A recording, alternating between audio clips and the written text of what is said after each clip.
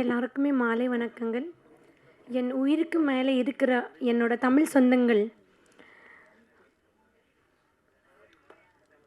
2000 வருஷத்துக்கு முன்னாடி நம்ம பார்த்தோன்னா, உலகமே ஒரு இருளில் இருக்கும்போது, அ உலகத்துக்கு 1330 குறள்கள் வழியாக உலகத்துக்கு ஒரு வெளிச்சம் கொடுத்தது நம்ம திருவள்ளுவர்.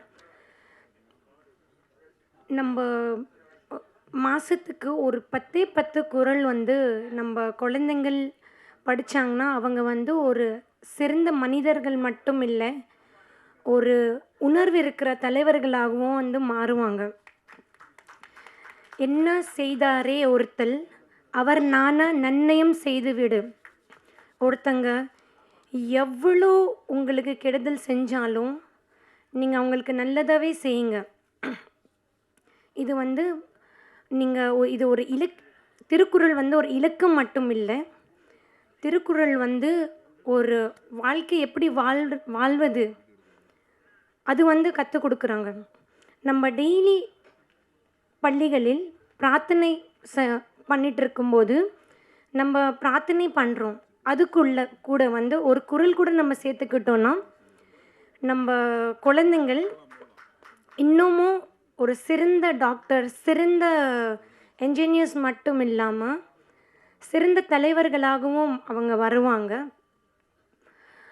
பைபிள், குரான், கீதா அது எல்லாமே நம்ம மனித குலத்துக்கு நிறையவே ஒரு வழிகாட்டியாக இருந்திருக்காங்க. அதே போல் திருக்குறள் ஒரு உலகத்துக்கே ஒரு வழிகாட்டியாக எப்போவுமே இருந்திருக்கு. அது நான் முழுமையாக நம்புகிறேன். நம்மளோட இளைஞர்கள் எல்லாருமே திருக்குறளை அவங்க மனசில் சுமந்தாங்கன்னா, அவங்களுக்கு ஒரு ஊழலும், ஒரு கெட்ட விஷயமோ, ஒரு பேராசையோ அவங்கள தொட முடியாது. அதுதான் குறளோட வலிமை. நம்ம இளைஞர்கள் அவங்க மனசுக்குள்ள குறளோட ஒரு விஷயம் உள்ளே எடுத்து போனாங்கன்னா, அவங்க தமிழ்நாடு மட்டும் இல்லை, உலகத்தோட தலையெழுத்தை அவங்களால மாற்ற முடியும்.